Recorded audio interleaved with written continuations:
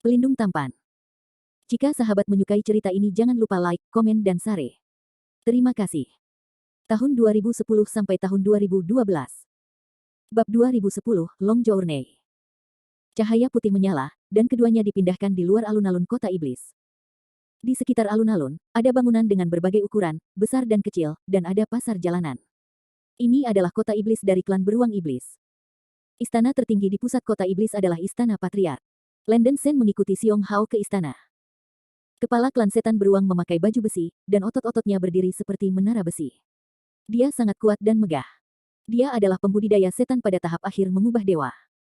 Mengetahui bahwa Landen Sen adalah penyelamat Xiong Hao, kepala klan setan beruang segera memerintahkan jamuan untuk memperlakukan Landen Sen dengan keramahan luar biasa.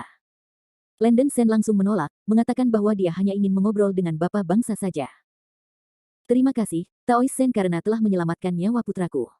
Ini semua batu surgawi terbesar di tubuhku, jadi aku akan memberikannya kepada rekan Daois sebagai hadiah. Kepala klan Demon Bear buru-buru mengeluarkan semua batu langit besar di tubuhnya dari cincin penyimpanan, memasukkannya ke dalam tas, dan menyerahkannya ke Landen Sen dengan kedua tangan. Landen Sen melirik batu langit raksasa di tas, hanya ada sekitar 1000, dan tiba-tiba berpikir bahwa tanah kosong yang besar ini memang tanah tandus, dan kepala keluarga sangat miskin. Landen Sen juga memandang ke bawah pada 1000 kristal langit besar, melambaikan tangannya dan menolak, Sen tidak perlu dibayar. Para Taois hanya perlu memberi Sen beberapa informasi, yang merupakan hadiah terbaik. Kepala klan beruang iblis berkata dengan sungguh-sungguh, berani bertanya pada sesama Daois, apa yang ingin Anda ketahui?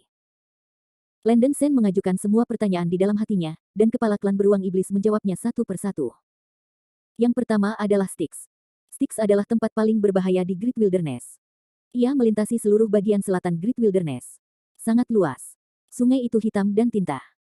Ini adalah tempat di mana berbagai permusuhan seperti udara basi, udara jahat, dan udara busuk berkumpul antara langit dan bumi, yang dapat layu. Segala sesuatu. Bahkan seorang biarawan di periode Void Refining jatuh ke Styx, dan hanya ada satu jalan buntu.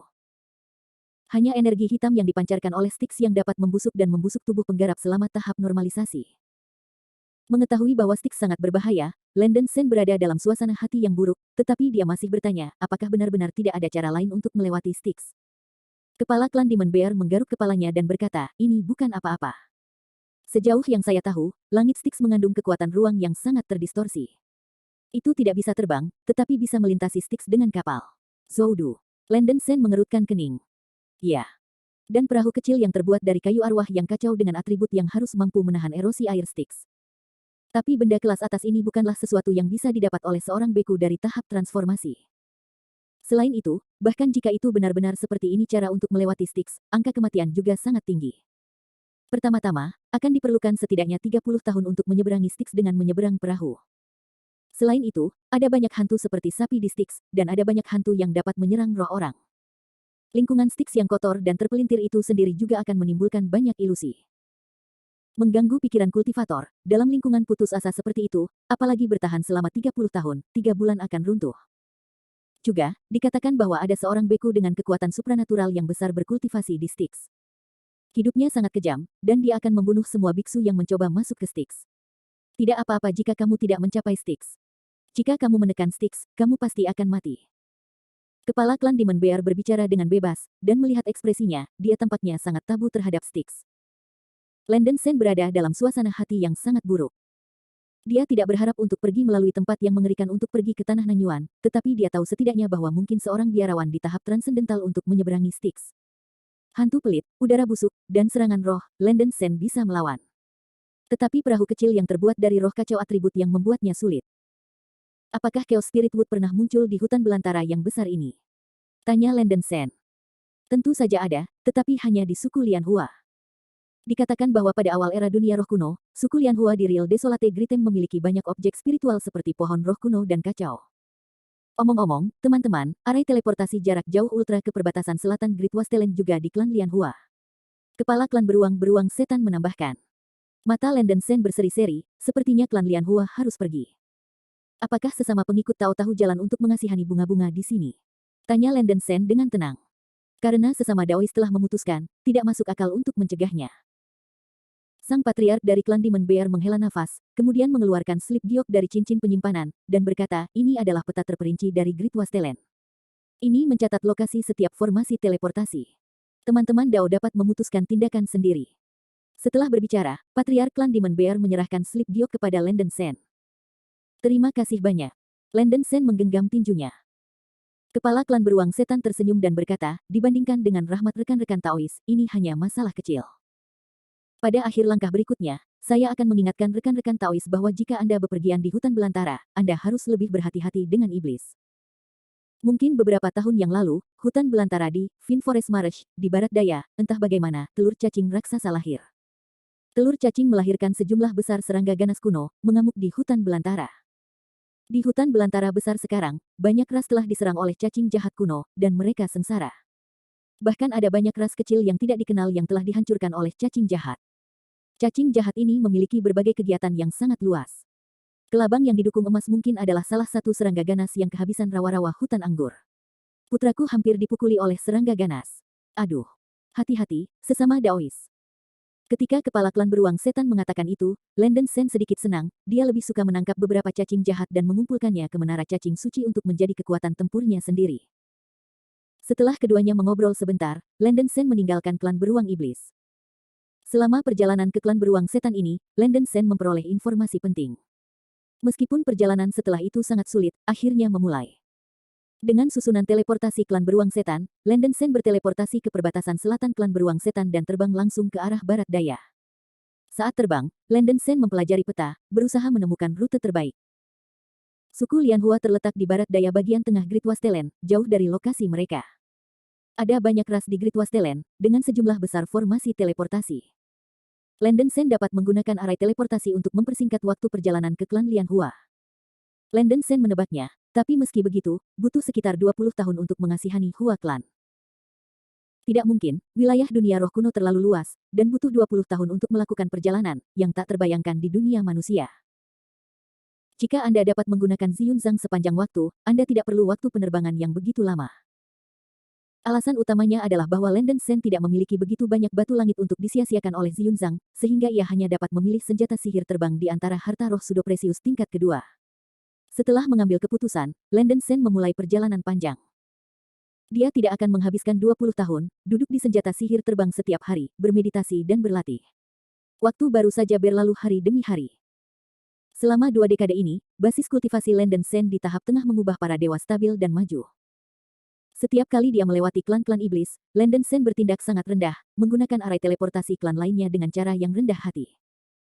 Rata-rata ras yang lemah, melihat bahwa Landen Sen adalah seorang kultivator pada tahap transformasi, biarkan dia menggunakannya secara gratis. Namun, ketika menghadapi perlombaan yang sedikit lebih kuat, ia tidak puas dengan Landen Sen bahwa seorang biarawan asing menggunakan formasi teleportasi mereka tanpa biaya, dan meminta Landen Sen untuk membayar spar langit kecil dan bahkan spar langit besar sebagai biaya transmisi. Landen Sen umumnya akan menghindari balapan yang kuat dengan para pembudidaya iblis di periode pemurnian Void. Jika mereka tidak bisa menghindarinya, mereka akan sangat hormat dan meminta untuk meminjam susunan teleportasi dari tanah klan lainnya.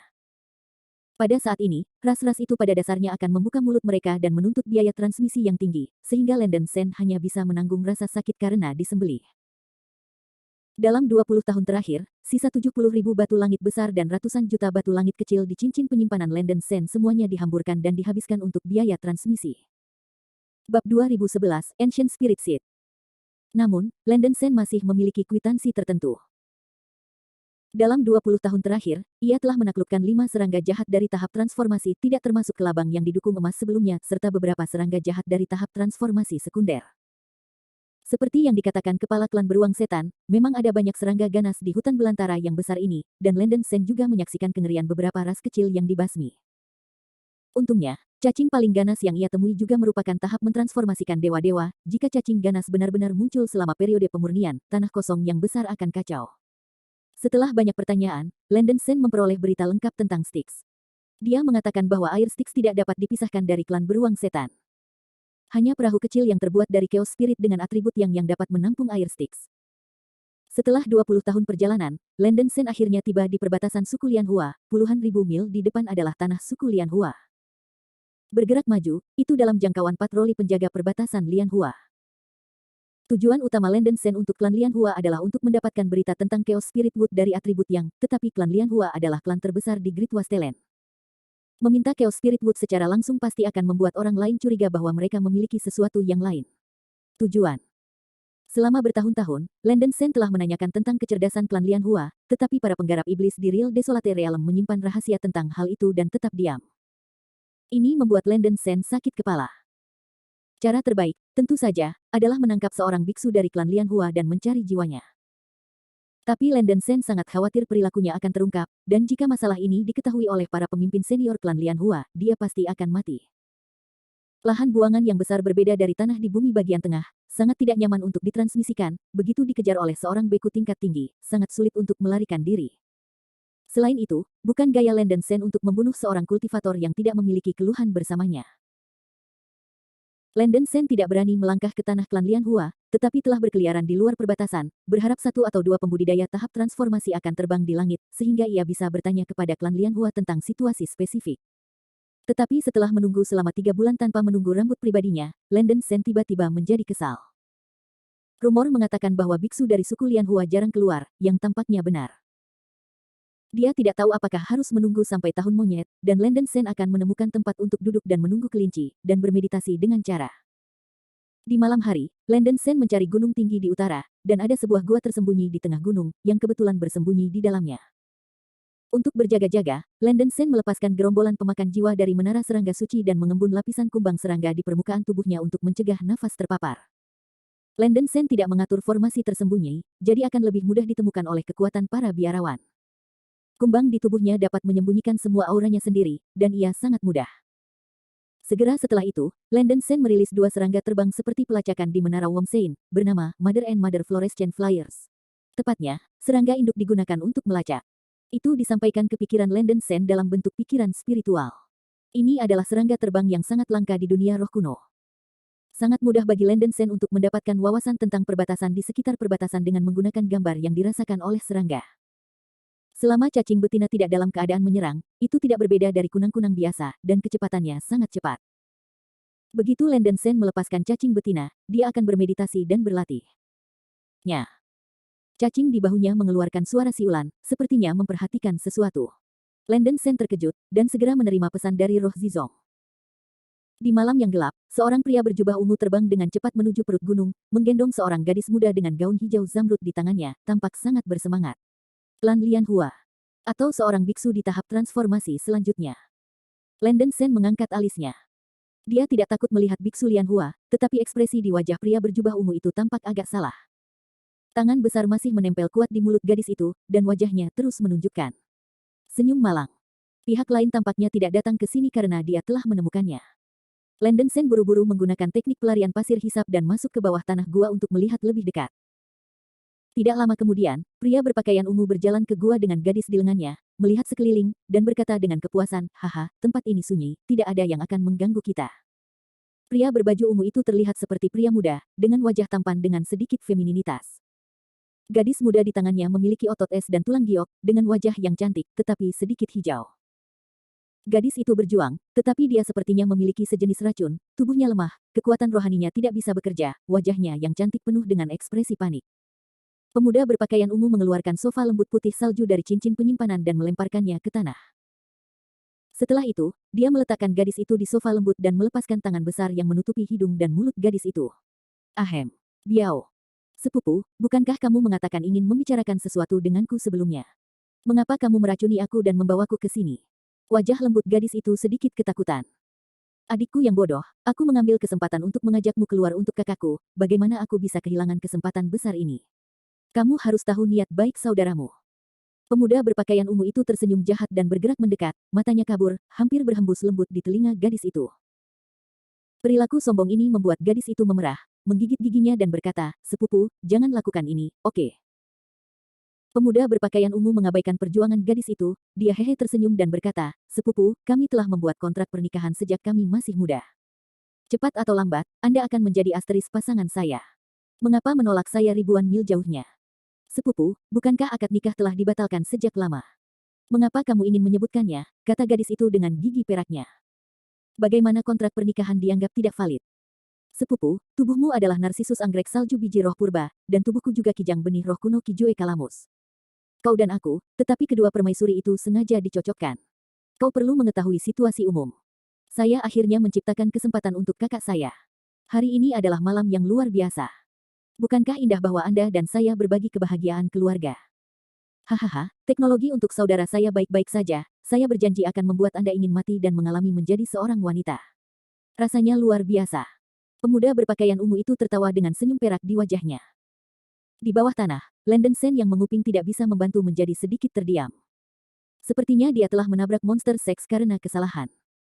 Meskipun dia bersimpati dengan gadis itu, Landon Sen tidak bertindak gegabah untuk saat ini, dan terus menguping, berharap mendapatkan beberapa informasi dari klan Lianhua. Sepupu, Xiaodi masih muda, tidak. Aku tidak ingin menemukan pasangan begitu cepat, tolong. Lepaskan aku.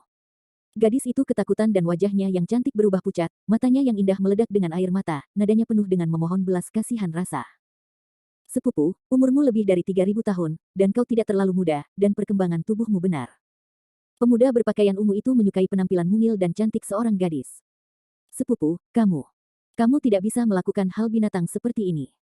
Kalau tidak, Fluttershy akan memberitahu ibunya, dan ratu pasti tidak akan membiarkan kamu pergi.